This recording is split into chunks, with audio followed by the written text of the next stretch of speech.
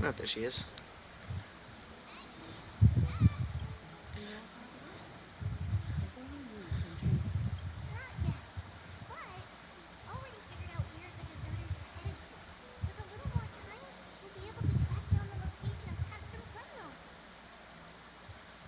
Custom Criminals? Nikador's territory and their current abode. It's a moving city-state enveloped in fog. It's back when the Titan was repelled, Lady Tran was chasing off the enemy. Let's talk about something less serious for now. Would you mind giving the three of us some space, Trudy? Of course. Hope you like this gift. Hmm. As Trudy mentioned, the both of you spared no effort in protecting their enemy city. I would like to present you with a gift in recognition of that. If you are to stay in our company, you'll need a place to rest. Oh, This gift will redress your troubles. that is very helpful, actually. Got our own little house. To your private bath chamber. Ooh. Where the Piconian ones. If I have to compare them directly, this place is indeed more spacious, and the decor is quite impressive. I'm glad that you're satisfied with the arrangements. Here, take some time and get to know your surroundings. Neat. Very cool. Yoink. What the? Give that back. What the? Asshole. What a dick. What the? This is Spirit Thief is a self-proclaimed well-known master thief across Emphorius. Enjoys stealing treasures others are just about to obtain and then vanishing into the void with their stolen goods. They tend to leave a coin of whimsy and mockery in the aftermath. The only thing that can punish them is Ornyx's power. When near a coin of whimsy, use the rewinding powers provided by Ornyx's prayer upon the fissures the thief escapes through to get the spirit thief to come back. Press and hold to activate Ornyx's prayer and remind the spirit thief's time before they escaped. However, spirit thief will struggle valiantly within the special zone.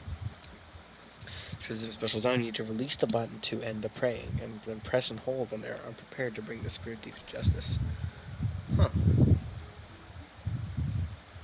Cool.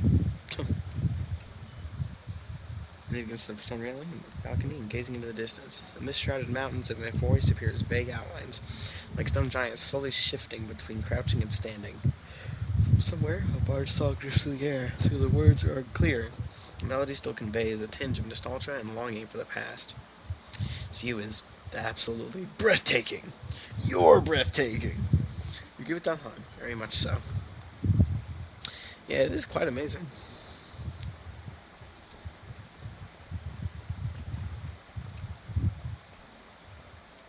Yoink.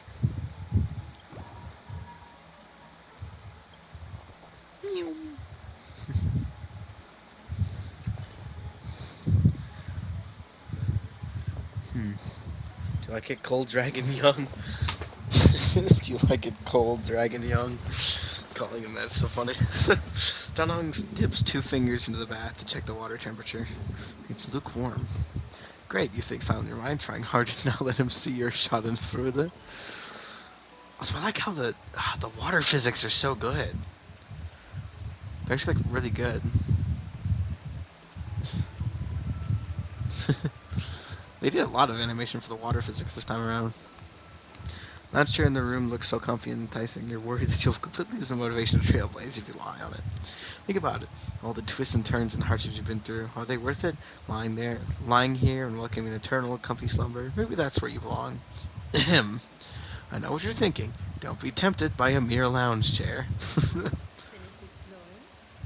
I still have one last special gift for you. Come What is this it? way. I'll explain it to you. Okay.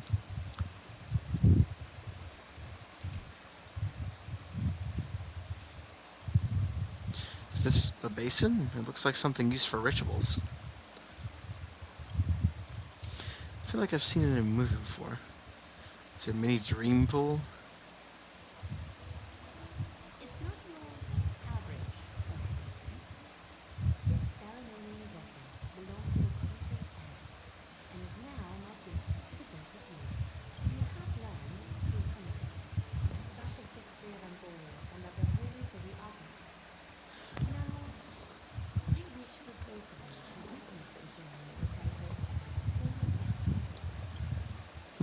What do you mean by In witness? ancient times, Thugusa, the chalice of plenty, concealed the beginning of the world in its billowing waves.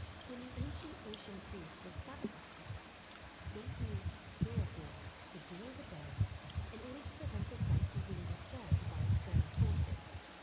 However, they also left behind a passageway. That passageway is none other than the ceremonial basin in front of you. Clear yourselves of all distracting thoughts and wash your faces with the spirit water inside the basin. When you next open your eyes, you shall witness for yourselves the Vortex of Genesis, Hmm. a great sanctuary that houses the original divinity of Victoria Titans. It's also the place where the prophesied miracle of Genesis will occur. Can't wait to see it. For your first time, I shall personally guide you into the depths. Close your eyes and hold your breath. Sever all other sounds and let my whispers fill your ears. Take a handful of the pristine water. Lift your palms in front of your chest and feel the water gently flow away through your fingers. Sink deeper and do this once more. Submerge your wrists in the spirit water. Familiarize yourself with its temperature, its touch. Spread your fingers, then lower your head and search for the palms of your hands. Feel the spirit water flow against your face until all of your senses are submerged, floating, sinking, diving into the depths.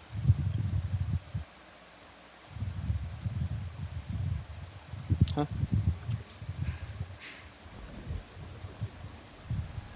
You just treat it like a dream bubble.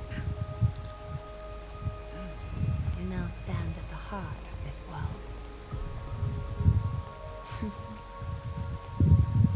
Please Now, tell me too. I require your honesty.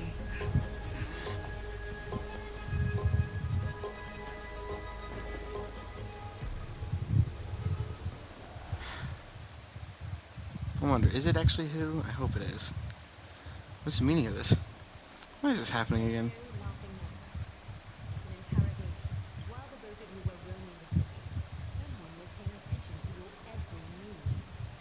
Unfortunately, you have broken your promises. She indeed aware of our transgression. However, we only did so to save a How life. the city's fate is as fragile as threat. You must exercise prudence in order to eliminate sources of potential disaster. I will grant the both of you another chance to mend our broken trust. The golden thread shall judge on your behalf. If you're truthful, you will live. Else, you will perish. We meet again, distinguished guests. Castris will be your executioner. Lady Algae, it is undeniable that we broke our agreement out of our carelessness. However, you never explained to us how revealing that a world beyond the sky exists would lead to dire consequences. What I want to know is exactly how grave a crime have we A committed? reasonable request. It is indeed my oversight for failing to tell you everything in time. There have always been people in Amphorius who looked beyond the skies. Indeed, there used to be a usurper nation that spared no expense in constructing skyships with the desire to break through the blue sky and reach the stars. However, Aquila's divine punishment fell. The instant the fleet of skyships took flight, an entire city-state, along with all of its subjects, was reduced to ash in that moment. It's not that Amphorius is immune to head toward the stars. Yet, anyone who even thinks about reaching the firmament would undoubtedly infuriate the gods, causing this land of the living to burn, and an entire nation of mortals to perish. The Eye of Twilight is only one example of this. This is forbidden territory which can never be ventured into. No harm Divine comes before punishment us. has never been fair. As Ocuma's guardian, I must do the same. This is a world dominated by titans, and that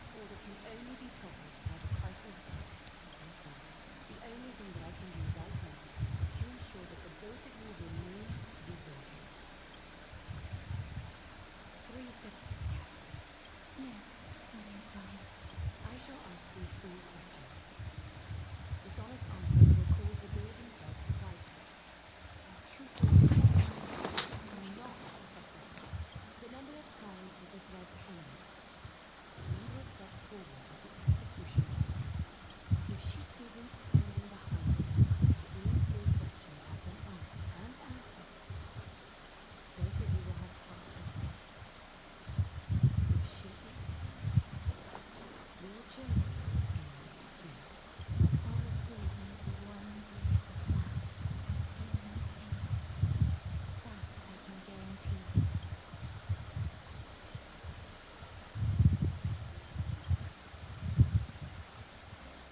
Regardless of what she says, we'll be fine as long as our consciences are clear. Then let us begin. Question 1. Outlanders, why have you come to Emporius?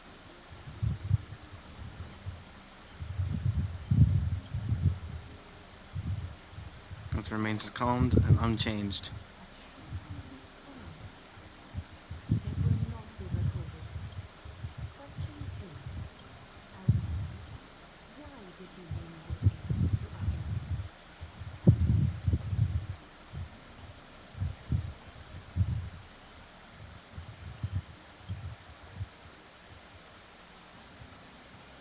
Huh? A response that is certainly full of spirit, but lacking in sincerity. Bullshit. Question 3. Outlanders, if the current situation changed dramatically, could you eventually point your blades at Akane and its citizens? Not a chance. No. Although you attempted to make a promise, your resolve didn't match your response. Final question. Outlander. An unknown but surging power exists within your body. Are you willing to use it to aid the Chrysos heirs in slaying the gods?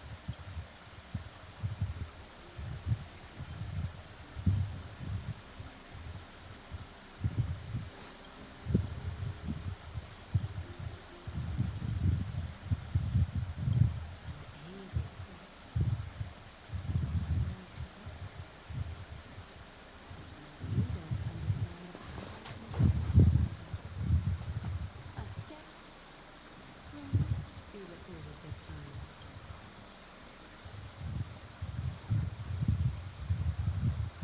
All four questions have been asked and answered. You have earned a second chance with your honesty. Both of you may continue to stay in Akane, and its citizens will continue to view you as distinguished guests. However, you must promise that today's farce will not occur again. I think it's more appropriate for us to say that last part. Seriously, still expect us to help you after what we just went through? Regardless of your choice, the Chrysos heirs will continue to follow the path in the prophecy. You may be a ray of hope that fell onto Emporius. However, until all has been proven, you cannot be allowed to pose a threat to Emporius.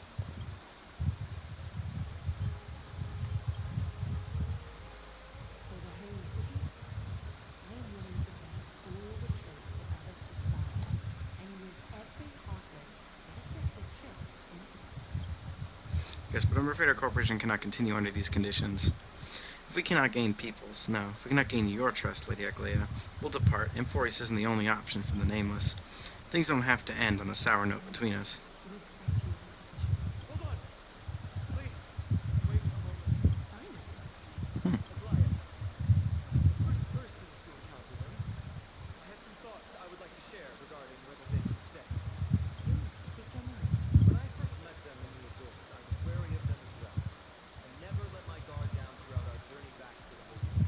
However, during the battle to defend Akama, we fought side by side numerous times. The look in someone's eyes in moments of life and death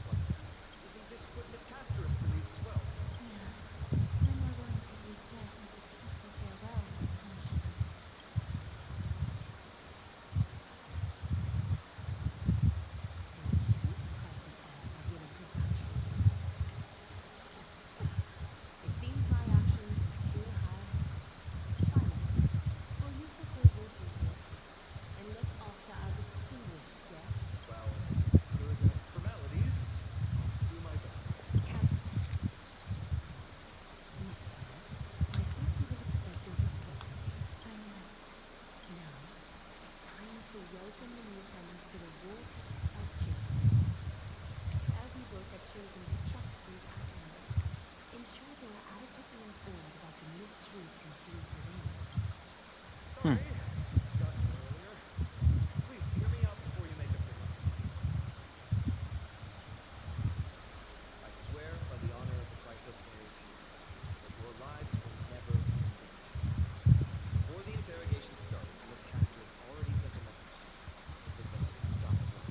Only a select few can say little, Gaia. And your fruit one is one of them. That's a good dig, huh? Aglaia. She has long sealed her heart in ice for Artemis. Maybe this is the price of being a demigod. Standing among mortals yet still so far from God. Demigod? Let's not worry about that for now. We'll soon find out that Amphorius' deepest secrets are all hidden away. No, first, kindly look upward. What you see right now is the astral zodiac of the Vortex of Genesis, divided into 12 parts that record the flame-chased journey of the Chrysos heirs. The 12 vacant signs symbolize the 12 titans of Amphorius, while each illuminated constellation represents one core flame that mankind has restored to its rightful place. Huh. So I can tell one is law, one is the ocean. There are 6 restored core flames. You're already halfway through your journey? Generations before us paid a heavy price for that. The journey of the Chrysos heirs once faced immense hurdles and made no progress for a very long time.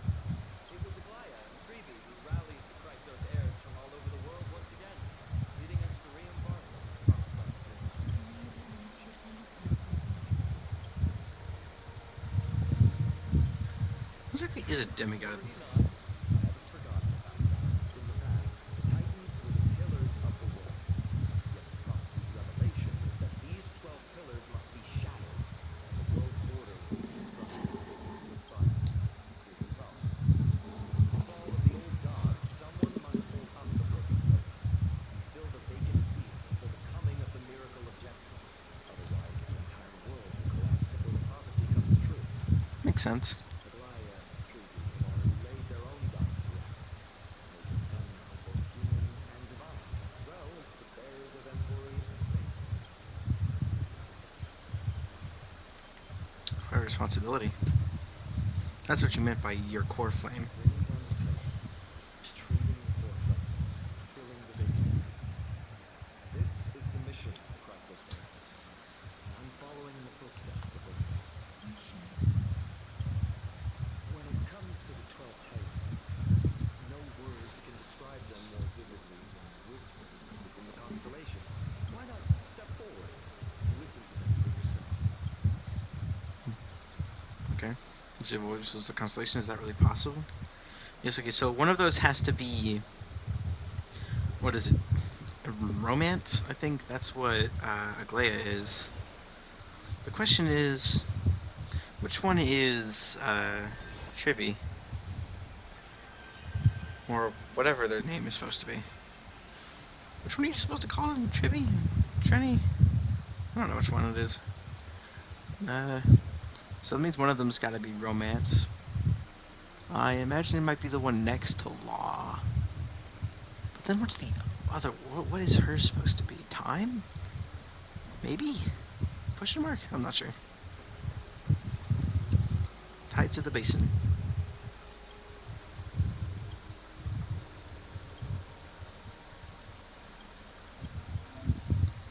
Huh.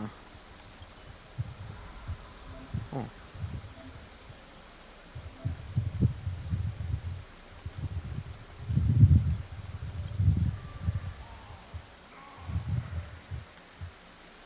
Oh. So I was gonna read all of them. Nicodor is the titan of strife and competition. According to the mythology of the Chrysos heirs, they declared war on the gods and cast the world into endless strife. However, battle also took its toll on the war god, as the divine corpus was corroded by the black tide, and they fell into endless madness. As their rage and ambition were never quelled, their titan kin, Legion, still roams the land, waging war against imaginary enemies. Nicodor is a noble warrior that wears pure white sacred armor. Legend has it that the lance of fury that they wield can raze even the most powerful and prosperous city to the ground. Their bloodthirsty temperament has also made them a god of blood and sacrifice. Warriors gather under them and yearn to follow Nicodor into war and achieve an honorable death. Their disciples built a fortress known as Castrum Kremnos that brings turmoil and fear to the world, much like their god. There was once a time when this war god was also a symbol of protection, using extreme violence to extinguish strife and using war to maintain the balance of Amphorius. Coin of Whimsy Zagreus. The core flame of trickery has been returned. Zagreus is the titan of lies and fortune. According to the mythology of the Chrysos heirs, their entry into the pantheon was a complete accident. They once stole Menestius' seat and disguised themselves as Menestio to be worshipped. The true Zagreus is often depicted as a two-faced god who is both smiling and crying.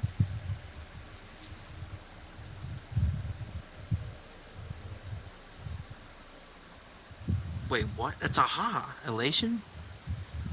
Its two parts are much like the coexistence of lies and truth in the world. One cannot exist without the other. Zagreus has no interest in fulfilling their divine duties. They love to cause divisions in the path of the gods and play tricks to sow chaos and disorder. They do not have their own altars or temples either. This is because even Zagreus' disciples would not worship such a god. Thus they have become the god of the poor and unremarkable. Legend states that they often appear in barren desert areas to provide people with unpredictable opportunities and change. Before starting on a long journey, people would often curse the name of Zagreus to reduce the chances of them encountering thieves or ill fortune. They would also offer up prayers in times of suffering, in the hopes of everything suddenly turning around. This is precisely the reason that they are tolerated. Nothing is perfect, and no truth remains eternal. Change and careless cannot be fatal, but they can also be a savior in a critical moment. That is just aha of the elation. Interesting. Hand of Shadow Thanatos.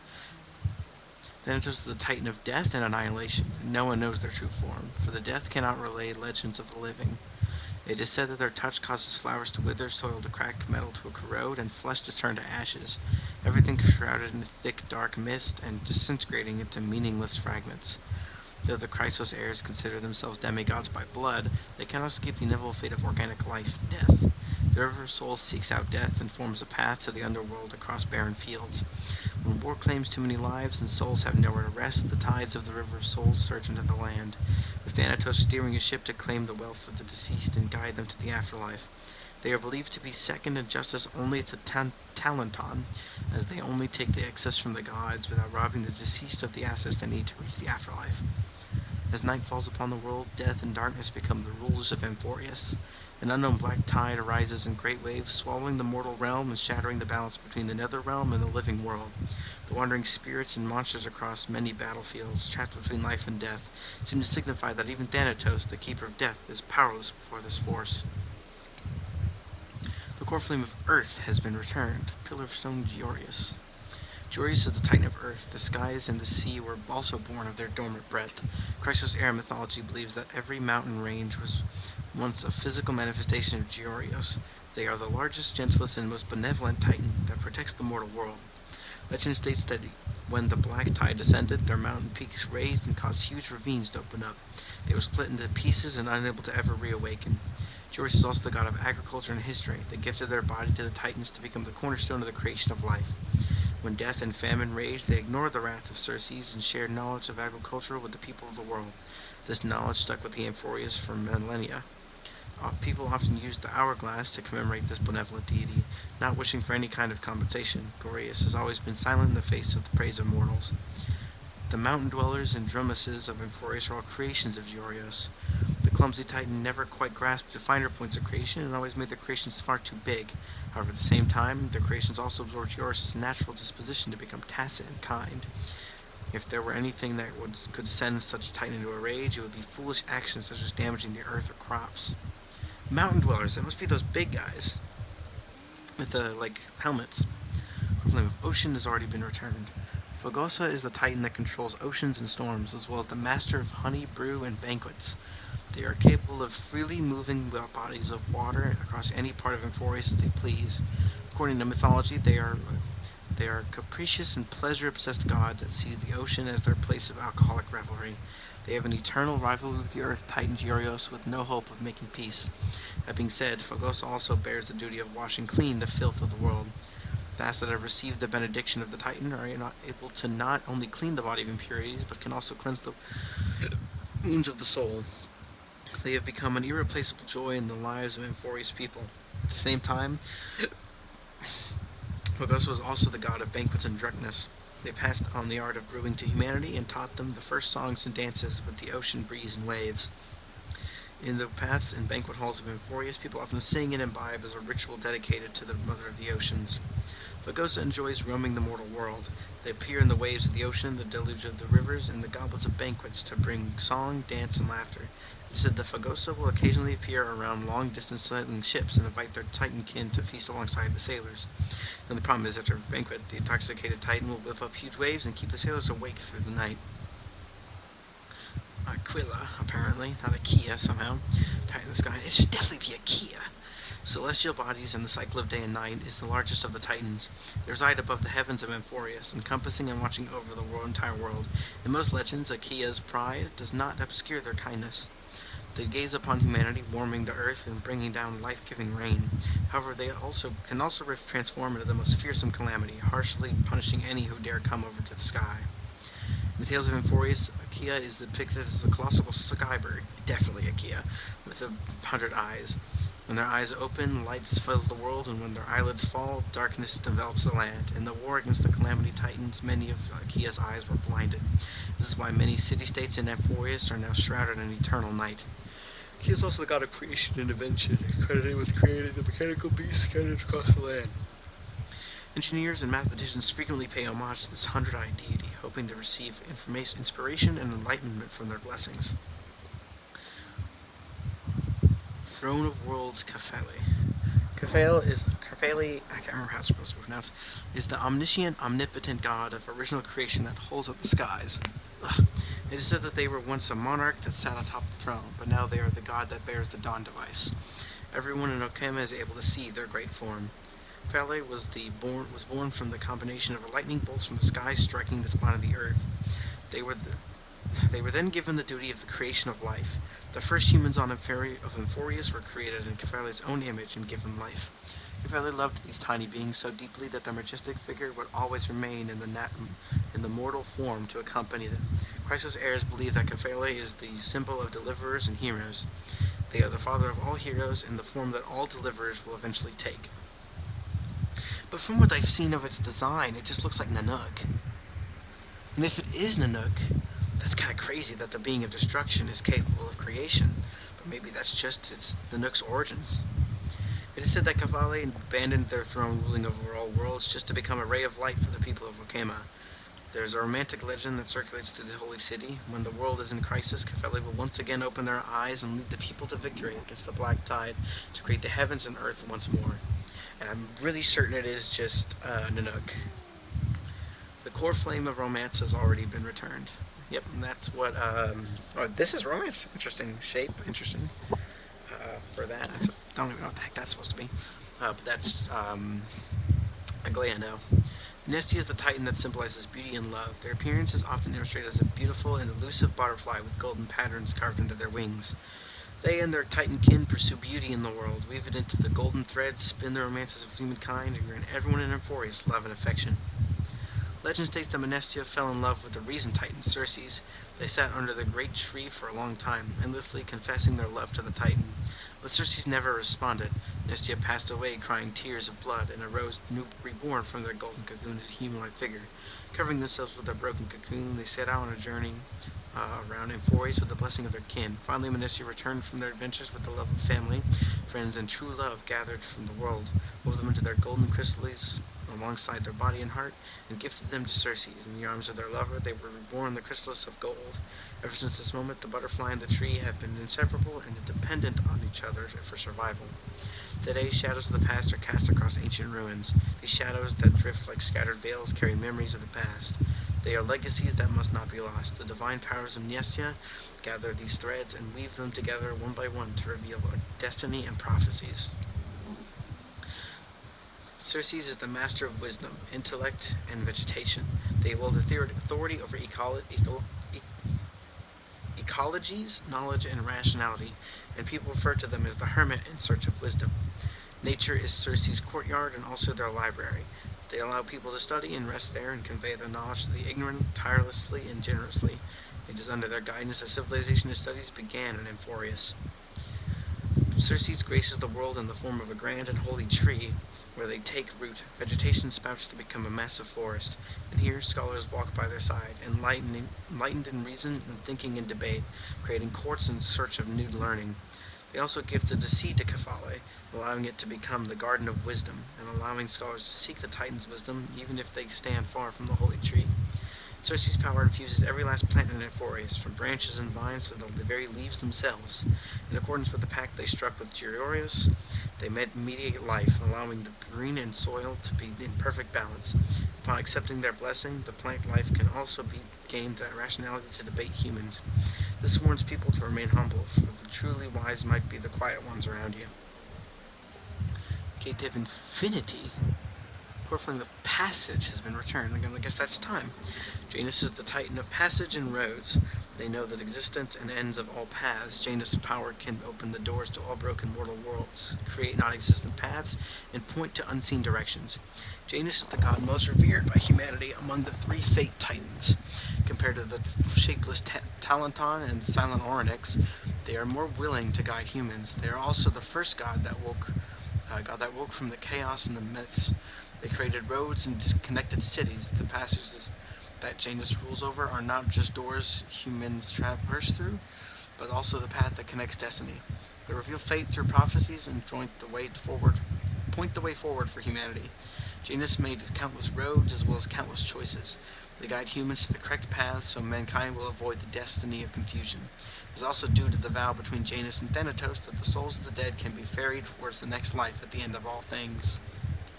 I did not read it all. However, per the laws created by Talaton, blessings come hand in hand with curses. Very few are aware that the god of doors is also the god of isolation and imprisonment. Core flame of law.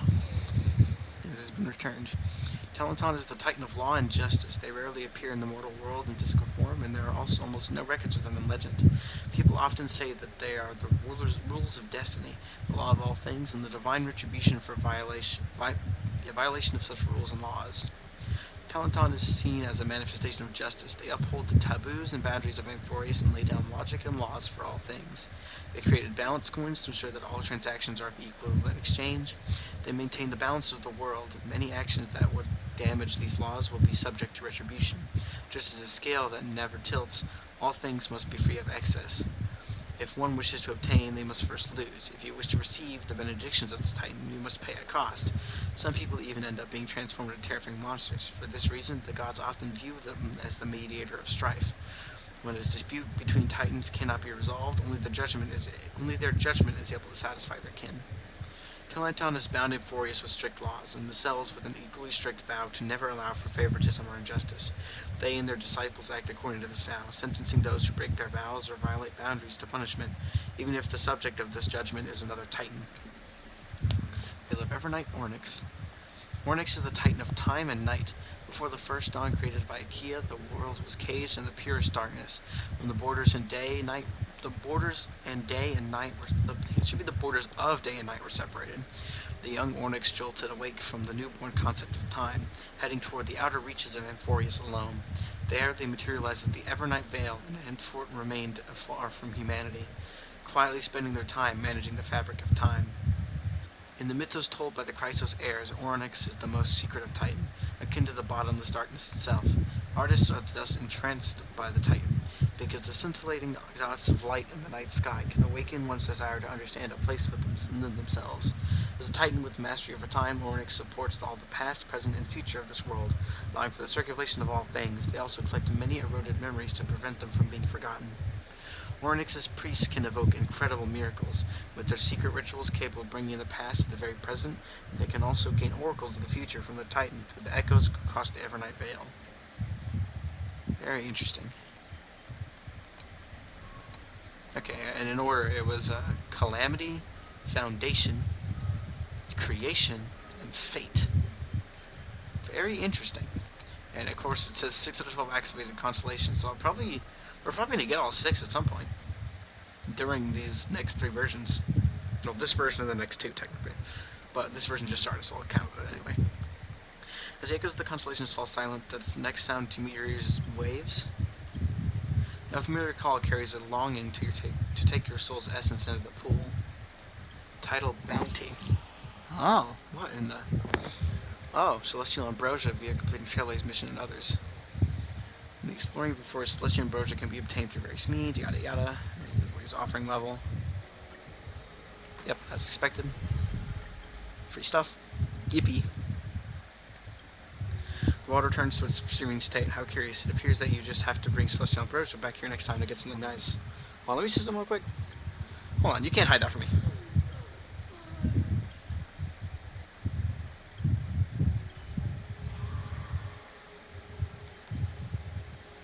No, come on, go back to it. Go to it. We already have Remembrance?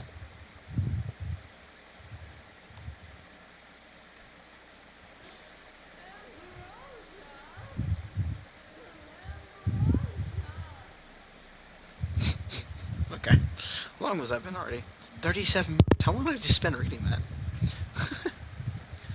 What do y'all got to say? Did you hear that? I did. First time I heard the voices of the Titans, I was just a boy playing with swords, oblivious to the meaning of life. To this day, I still don't know why prophecy chose me. But I'm grateful for it. Without this journey, I might have already become a wandering soul in the battlefield. All right, that's enough of my story. I want to extend a heartfelt invitation to you. Join the Chrysos heirs and aid us in hunting down Nikedor and retrieving the core flame from the Titan's strife. If you still harbor doubts, I'll do my best to provide you with answers. How are the Chrysos heirs chosen? Unfortunately, the workings of the prophecy still remain a mystery to us all. The only reliable speculation is that it favors those caught in dire circumstances and bestows endurance. Interesting. Isn't that just a vision? Where are the other Chrysos heirs in the world? Legend has it that the first Chrysos heir was born millennia ago. Since then, the Chosen Ones began to walk this earth. Then came the Chrysos War. A conflict backed by the gods, yet one that brought much bloodshed and claimed many heroes. By the time of my birth, the tales of the Chrysos heirs had become more like legends than historical accounts. If there are others called forth by the prophecy, I trust that fate will guide them to us. How do you play the fight Courage and unwavering resolve. Our quest will begin as soon as Trianne locates Castrum Kremnos. Without a doubt, it will be a momentous battle to the death. Prepare yourselves. Interesting. I got it all figured out. The path ahead is bound to be perilous, and I won't impose my will upon you. Yet, if you choose to stay, I, Varnum, from Aedes Elysia, will spare no effort to bridge the gap between you and the Chrysos heirs. Going the ice in order to Blair's heart won't be easy, but I will do my best as well. I'll leave the final decision to you. How do you find any comments? I trust Feynand, but I trust your judgment more. Stay in Emphorius. That's wonderful to hear. You truly are the hope of Emphorius. Again, though, we do kind of want our car back. I've always believed that the journey of the Chrysos heirs is not meant to be the saga of a select few, and that we must unite all potential allies, especially heroic figures like you. Once we triumph in the battle against Nikedor, that should dispel Aglaya's doubts. Lord Feinlein, you're guessing quite weary. Should we have them return to the bath chamber for some rest? My apologies, I got a bit carried away. It's been a long first day for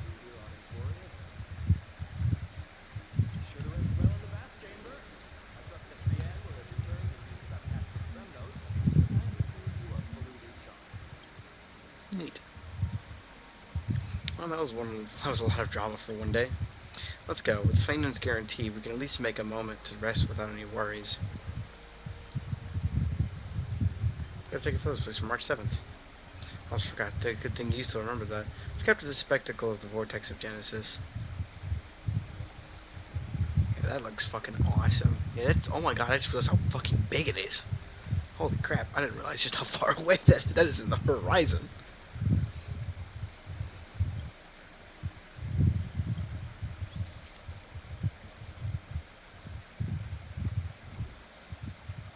Yeah. Angle that's actually capable of holding it. Constellation of the 12 Titans are here. Time to head out. How? If I just walk this way? Will it let me leave if I just do that? That's usually how it works. You walk and then you hit the border and then it lets you leave. I mean, that's also where the teleport is.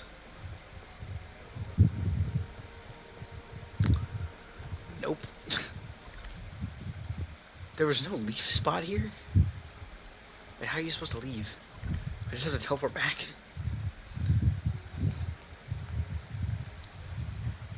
Need something? What does that say? I need the Titan Constellation Unix. So it's not a Titan. I'll survive Glia's interrogation. What the heck?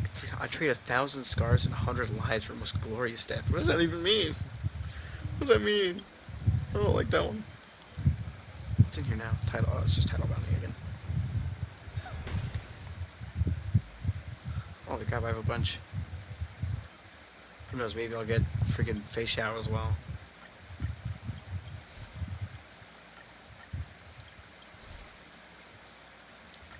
Well, it wouldn't be the first time I've done shit like that. I am unreasonably lucky. Like, actually unreasonably lucky.